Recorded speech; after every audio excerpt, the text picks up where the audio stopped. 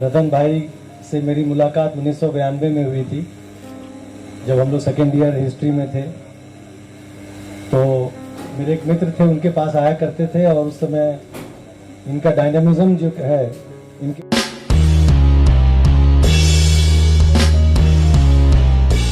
व्यक्तित्व से इतना प्रभावित हुआ मैं उस दौरान ही कि हम लोगों की एक अच्छी दोस्ती हो गई और फिर पढ़ाई चलती रही। हम लोग के मन में एक ही चीज़ था कि हम लोग को ज़िंदगी में आगे बढ़ना है। समाज में जाति व्यवस्था क्या है, और आप पढ़ाई में कितने भी तेज हों, अगर आप सवर्ण जाति से बिलोंग नहीं करते हैं तो आपको बहुत सारी दिक्कतें आती रहती हैं। आपको वो रिस्पेक्ट, वो सम्मान नहीं मिलता लोगों से जो मिलना चाहिए। मेरा सौभाग्य रहा है कि मैं हमेशा से टॉपर्स में रहा हूँ।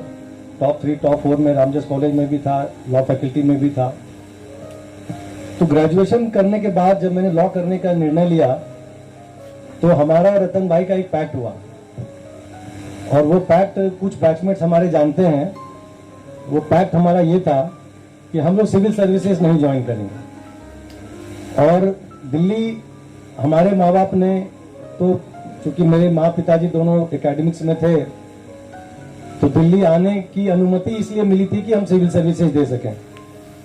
और जिस प्रदेश से हम लोग आते हैं, बिहार, झारखंड, वहाँ के लोगों के लिए अगर आप सिविल सर्विसेज, अब तो खैर थोड़ा ट्रेंड बदल रहा है, उस समय ऐसा था कि अगर आप दिल्ली आए हैं और सिविल सर्विसेज नहीं क्लियर करते हैं तो आप निकम्मे हैं। तो उस समय जब हमने घर में बताया कि मैं सिविल सर्विसेज एग्जाम नहीं दूंगा, तो घर पे ऐसा हुआ जैसे लगा कि कोई मातम सा माहौल हो गया। और उसके ऊपर से मैंने लॉ ज्वाइन करने की सोची। तो मेरी माँ शिक्षिका थी, तो वो देखा करती थी कि उनके जो स्टूडेंट्स जिन्होंने जिंदगी में कुछ नहीं किया था, वो साहिबगंज से आता हूँ मैं। साहिबगंज छोटा सा जगह है झारखंड में, भागलपुर से 75 किलोमीटर की दूरी पर।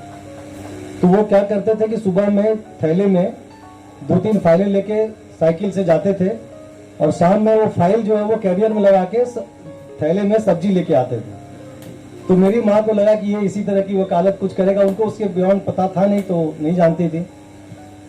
तो बड़ा विरोध हुआ, लेकिन हम लोग का एक था कि हम लोग समाज के लिए कुछ ना कुछ करते रहेंगे अपने जिस भी तरह से। मैं इस बात को बड़ा फ्रैंकली कहूंगा कि रतन भाई और हमारे जो बात हुई थी उसको रतन भाई ने बहुत सीरियसली लिया, और आज वो जिस मकाम पे हैं हम लोग आह्लादित फील करते हैं, बहुत सम्मानित महसूस करते हैं जहां भी हैं उनको। चाहे यूट्यूब पे देखें, चाहे टीवी पे देखें, चाहे उनकी जो भी कहानियां सुनते हैं, जो उनकी लड़ने की क्षमता है, जो फाइटर स्पिरिट है उनकी। और वो फाइटर स्पिरिट केवल ऐसे नहीं है कि फाइटर वो चाहे लड़ने चले गए, वो इंटेलेक्चुअलिज्म है।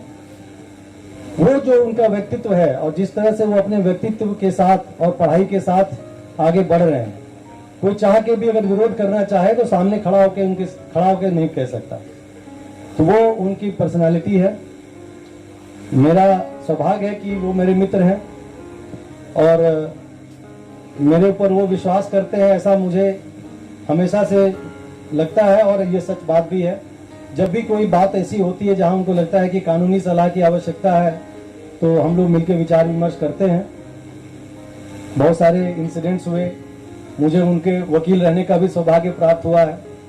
दिल्ली हाई कोर्ट में अभी कुछ समय पहले उनका एक मामला जब चल रहा था, तो हम लोग एक साइड में मैं और रतन लाल जी खड़े होते थे, दूसरी साइड से कॉलेज की तरफ से 12-13 वकील बड़े बड़े खड़े होते थे, और दिन दिन बहस चलता रहता था।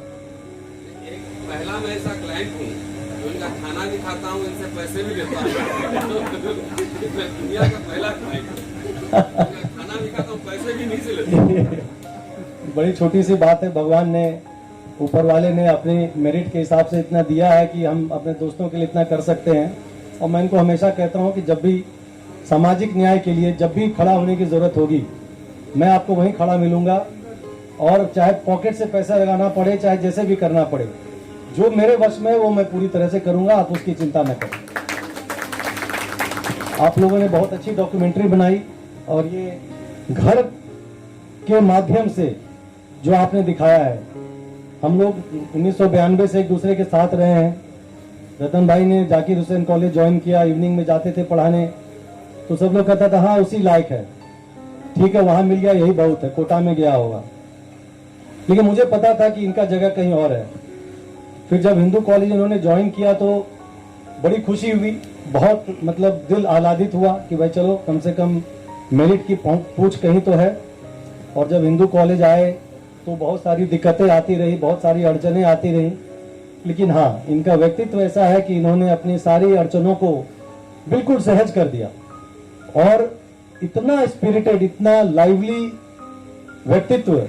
मतलब हम लोग तो अम्बेडकर साहब के बारे में पढ़ते हैं और मैं आज भी अपने मित्रों को कहता हूं कि एक वो जमाना था जब लोग पिछड़ी जाति के लोगों को अछूत मानते थे और उस समय हमारे अम्बेडकर साहब ने कितनी कठिनाइयां सही होंगी और आज विश्व पटल पे जो उनका नाम है, भारत को छोड़िए विश्व पटल पे जो उनका नाम है, वो अपने आप में एक बहुत बड़ा उदाहरण है और हम सब के लिए एक बहुत बड़ा इंस्पिरेशन भी है। हम सबको उनसे इंस्पिरेशन लेना है, रतन भाई जैसे लोगों से इंस्पिरेशन लेना है। ये अपनी राह बना रहे हैं, उनके राह कदमों पे चलते हुए, और इनको पता है जो इन्होंने बात कही, सब लोग ध्यान रखें कि जब तक आप में मेरिट नहीं होगा, आप एक चीज मान के चलिए कि आप में डबल मेरिट होगा फिर भी आप दबाए जाएंगे, लेकिन आप एक चीज रखिए ध्यान की मेरिट के हिसाब से चलना है। और अगर आप कभी सोचेंगे कि नहीं नहीं मैं तो रिजर्व कैटेगरी में आ जाऊंगा, किसी तरह काम चल जाए, हमने ऐसे भी बहुत सारे लोग देखे हैं जो रूम में बैठ के पढ़ते थे, अपने पढ़ाई से मतलब रखते थे और चाहे 10 बात कोई कह दे तो चुपचाप रह जाते थे, कुछ नहीं कहते थे। हम लोग कहते थे उठो लड़ो, हम तुम्हारे साथ हैं, लेकिन नहीं होता है सबके साथ। लेकिन हाँ, भारत भूमि ऐसी है कि हमेशा ऐसे ऐसे लाल पैदा करती रहती है कि लड़ने की शक्ति, लड़ने की क्षमता हमें मिलती रहती है और हम लड़ते रहते हैं। तो लड़ाई जारी रहेगी, रतन भाई और ऊंचाइयों पे जाएं, हमें पूरी उम्मीद है। और जिस तरह से ये कर रहे हैं और जिस तरह से इनके छात्र इनके साथ हैं, सभी छात्रों का भविष्य उज्जवल हो, यही मैं कामना करता हूँ। बहुत बहुत धन्यवाद। सब्सक्राइब करें आपके अपने चैनल समता आवाज़ टीवी को, बेल आइकन दबाना ना भूलें सबसे पहले हमारी वीडियो देखने के लिए।